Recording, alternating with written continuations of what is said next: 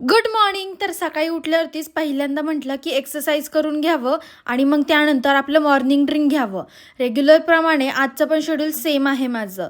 पण मम्मी म्हटली होती की चहा ठेव, मला उशीर झाला आहे जायला. मग मम्मीला मी आधी चहा ठेवला आणि मग माझं मॉर्निंग ड्रिंक घेतलं. आज मम्मीला थोडा उशीरच झाला होता उठायला, त्यामुळे तिची थोडी कामं पण राहिली होती. मग म्हटलं राहू दे, मी ठेवते चहा.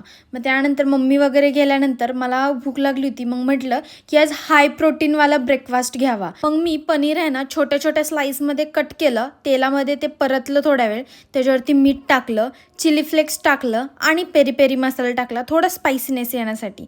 आणि ते मस्तपैकी रोस्ट केलं, असं खरपूस भाजून घेतलं म्हणजे. आणि ते इतकं टेस्टी लागत होतं ना. त्याच्यावरती लिंबू टाका तुम्ही, मी टाकायला विसरले होते. लिंबू टाकलं ना की अजून एक छान टेस्ट येते त्याला. मग मी हे खाल्लं आणि मग घरातली थोडीफार कामं होती आणि पप्पांचे 2 शर्ट होते, ते पण धुतले आणि ते वाळायला टाकले.